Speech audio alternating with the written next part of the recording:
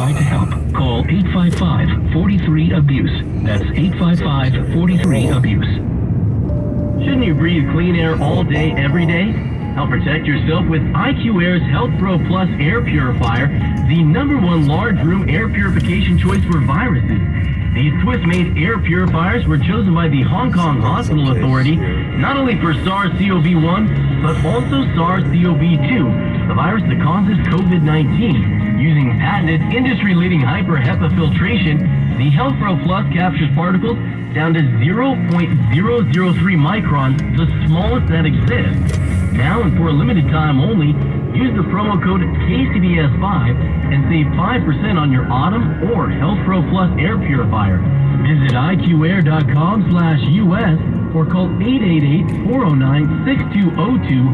That's iqair.com/US or call 888-409-6202.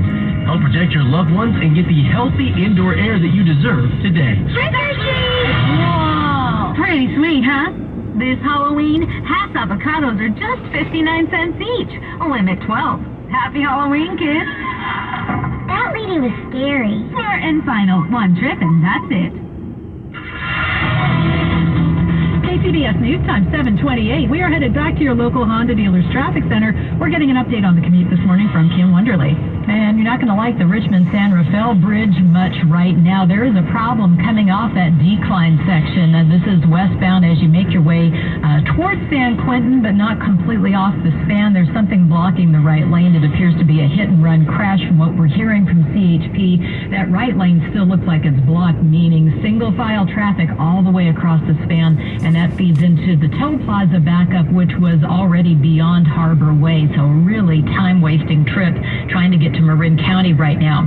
Westbound Interstate 80, heavier than we like to see it. As you come down through Richmond, we've had a problem right around Buchanan, right before Gilman Street. A crash has just now been cleared. All lanes are back in play, but that's slowing you down a bit here.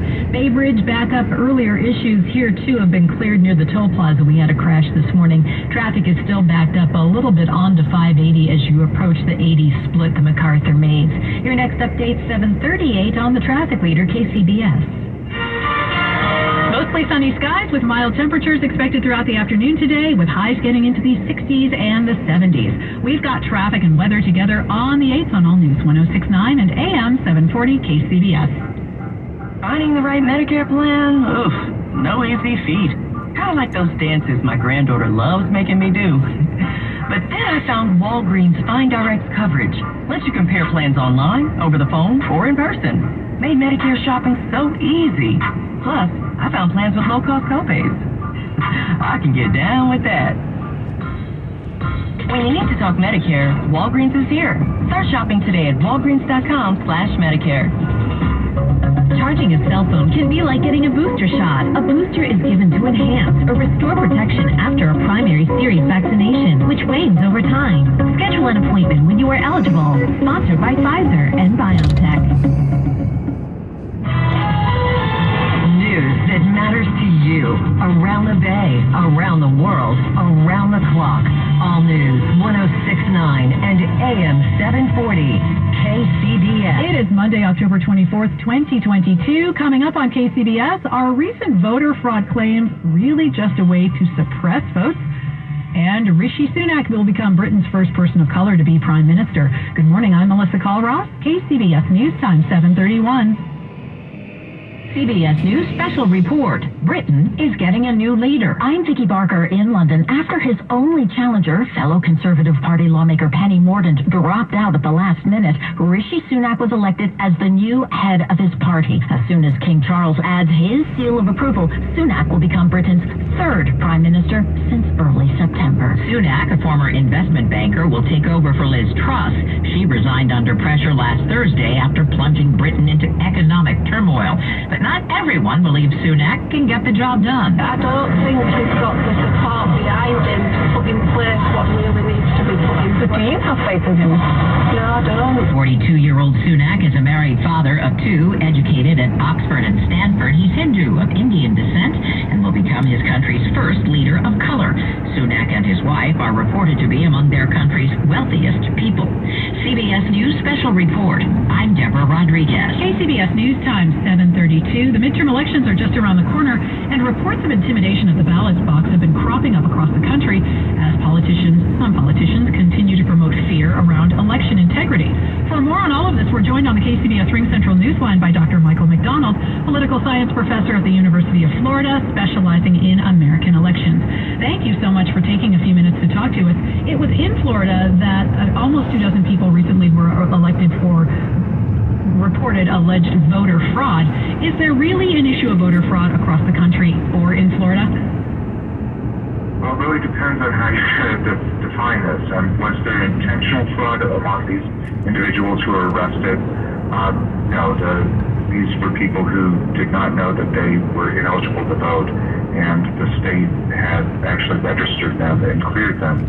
The problem in Florida is that there's a very burdensome process for ex-felons to clear their record so that they're eligible, and there's no way for these felons to pay off their fine, know if they've paid off their fines and fees and restitution, and so it's a trap that they get caught in kind of intentionally, so that it makes it difficult for them to know whether they're going to be able to vote. And then these high-profile arrests are just really to send a message then that if you are a felon and you vote, you may be arrested.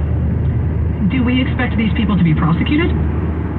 Well, one is already, they are being prosecuted, and a court has already dismissed the claims against one of the 20 people who were arrested because, again, the judge said there was no intention on the part of the individual to cast a fraudulent vote.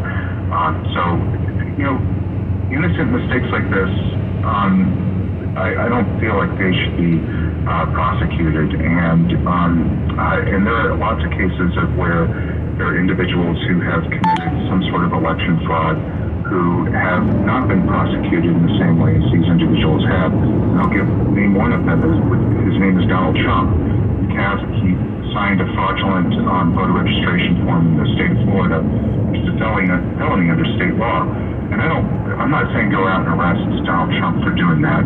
What I'm saying is we let him off the hook on that one. We should let these other people similarly off the hook because there was no intention on these individuals to cast a fraudulent vote.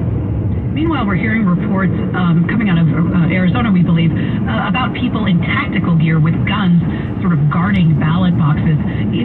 How concerned should we be about voter intimidation leading up to this upcoming election and just in general?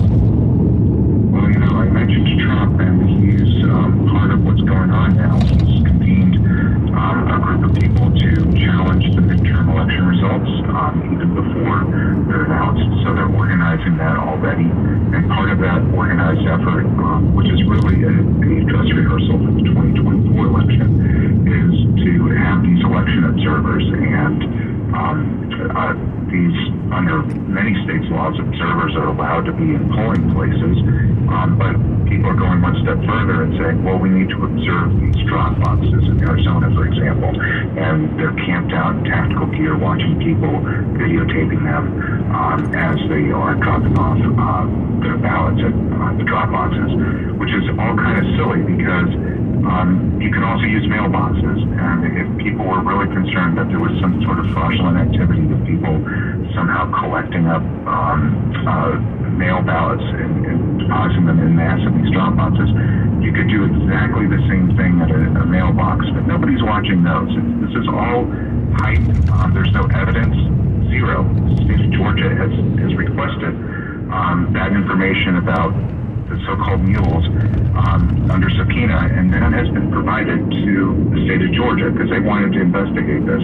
So this is misinformation that's going out to people, and unfortunately there are people who believe that misinformation, even though when there's investigations, when there's a request for information to conduct those investigations, none of that information has been forthcoming. And so we're now at a place where there are people who are believing and buy into these allegations of vote fraud, and unfortunately some of them are, a little bit unstable, and they're going to take action on things times, and we just have to hope that no one will get hurt, because there have already been threats against election officials across the country.